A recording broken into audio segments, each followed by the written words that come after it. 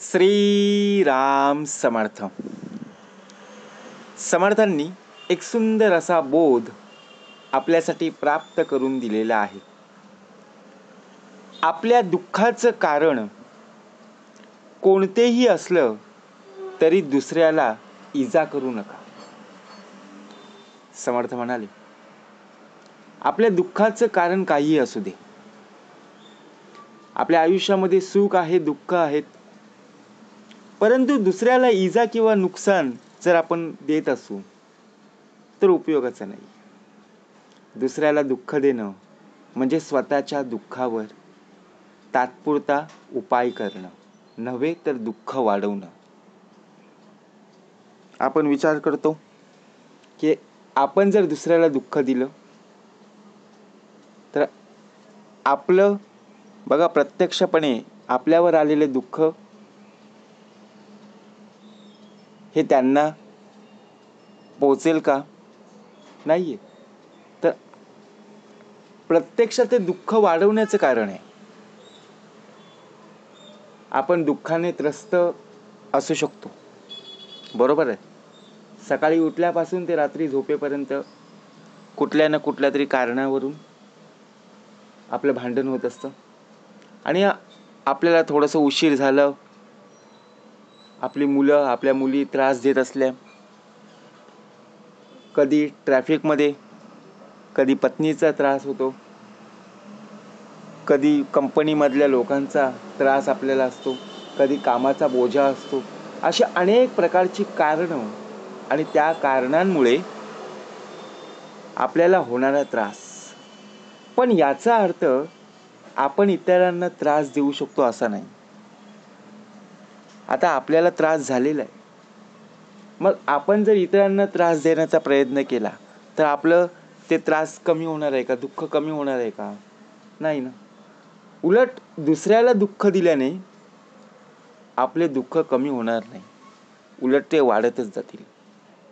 दुसऱ्याला दुःख द्यायचं नाही. आपण विचार करतो, अरे याच्या वाटेला सुख आहे ना, याच्या वाटेला कशी दुःख येतील, यासाठी आपण खूप मेहनत करतो, प्रयत्न करतो. परंतु बघा, शेवटी एखादा खड्डा खणायचा आहे, तो खड्डा खणण्यासाठी प्रथमतः आपल्याला त्यामध्ये उतरावं लागतं. दुसऱ्यांना खड्डा ज्यावेळी आपण खणत असतो त्यावेळी आपण स्वतःहून प्रथमतः आपण त्यामध्ये जात असतो. म्हणून दुसऱ्यांना दुःख दिले तर बघा, प्रत्यक्षात ते दुःख कमी होणार नाही, उलट ते वाढतच राहते. आपण आपल्या दुःखातून मार्ग काढण्यासाठी प्रयत्न केले पाहिजेत. एखादं कार्य करायचं आहे,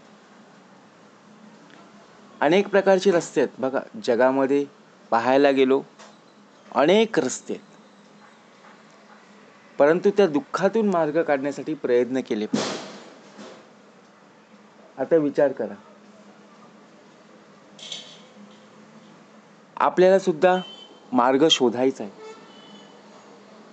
त्यासाठी प्रयत्न केले पाहिजे, पण इतरांना त्रास देऊन नाही. जगामध्ये अनेक रस्ते आहेत, अनेक रस्त्यातून आपल्याला मार्ग काढायचा.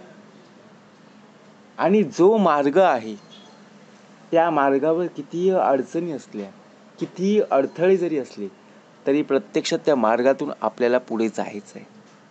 आपल्यांना होणारा त्रास हा दुसऱ्यांना होता कामा नये. म्हणजेच काय? सहनशीलता आणि दुसऱ्यांसाठी प्रेम ठेवणं यांसारख्या गुणांनी आपले दुःख कमी होऊ शकते. आपल्यामध्ये सहनशीलता असली पाहिजे. आपल्याला सहन करण्याची क्षमता नाहीये. एखादं कोणी काय बोललं की लगेच आपल्याला राग येतो. आपल्याला बघा, संयम ठेवता येत नाही. आपण एकमेकांवर बघा आपलं दुःख, आपलं बोलणं एकमेकांशी शेअर करत असतो, त्यामुळे आपलं दुःख कमी होत राहतं. परंतु दुसऱ्याला दुखावून आपण केवळ स्वतःलाच नुकसान करत असतो. विचार करा, आपण आपले नातेवाईक असू दे, मित्रमंडळी असो, त्यांच्या मनाला कशा यातना, कसा त्रास होईल, कसं मन त्यांचं दुखावलं जाईल हे आपण पाहतो. परंतु आपल्याला तेव्हा मजा वाटते, परंतु आपण स्वतःचंच नुकसान करत असतो. म्हणून आपल्या दुःखाची कारणं काही असू दे, परंतु आपण दुसऱ्याला इजा किंवा त्रास देऊ नये. आपल्या दुःखाची कारणं काय आहेत ते शोधून पाहिलं पाहिजे. जर आपण त्या दुःखाची कारणं, त्या कारणांचा जर आपण अभ्यास केला तर नक्कीच आपल्याला उत्तम प्रकारे मार्ग मिळेल. आपल्याला दुःख का झालेलं आहे? घरामध्ये आर्थिक कमी. आता आर्थिक कमी आहे, मुलाची फी भरायची, पत्नीला पैसे हवेत, आपल्याला घर खर्चासाठी पैसे हवेत. आता ही अडचण झाली आर्थिक.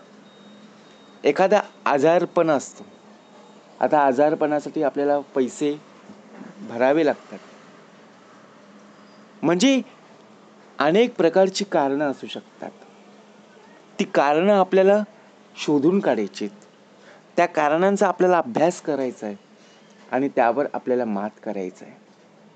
सहजासहजी नाही आहे. परंतु दुसऱ्यांना इजा पोचवून ते जर प्रश्न आपण सोडवण्याचा प्रयत्न करत असू तर दुसऱ्यांच्या प्रत्यक्षपणे अंतरी लागेल धक्का.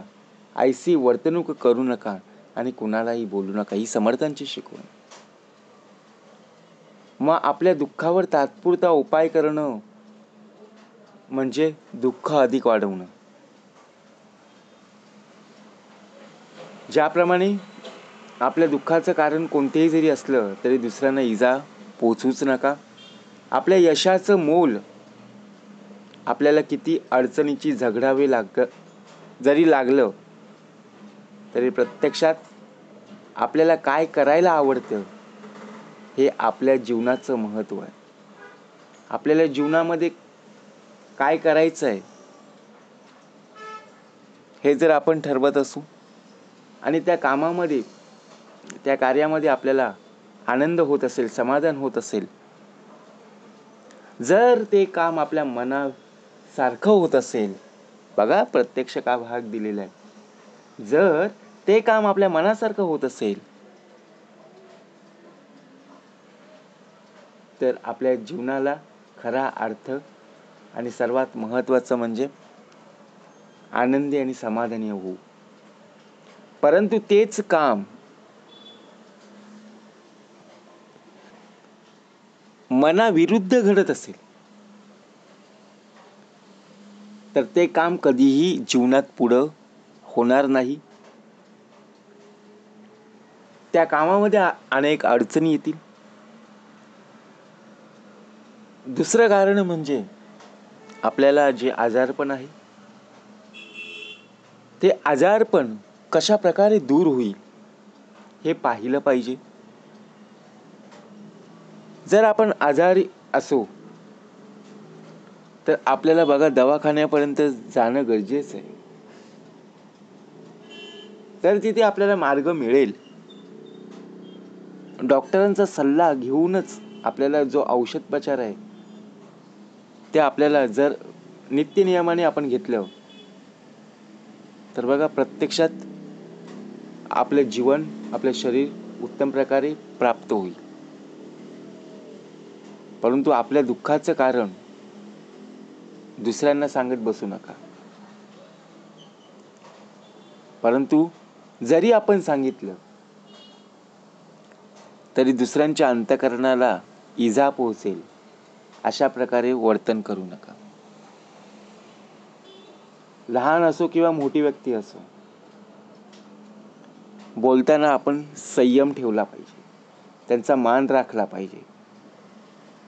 कारण जीवनामध्ये सुखदुःख ही येतातच, चढ उतार हा येत असतो. कुणाच्या वाटेला दुःख नाही असं होणारच नाहीये. समर्थ म्हणाले, होणार ते होईना का, जाणार ते जाईना का, तुटली मनातील शंका जन्म मृत्यूची. म्हणून आपल्या दुःखाचं कारण कुठलेही असो, समर्थ म्हणाले, नामस्मरण आपल्या मुखामध्ये असलं पाहिजे. ज्याचे हृदय श्री सद्गुरु स्मरण. त्यासी कैचे भय दारुण, काळ मृत्यू न बाधे जाण, अपमृत्यू काय करी. जय जय रघुवीर समर्थ.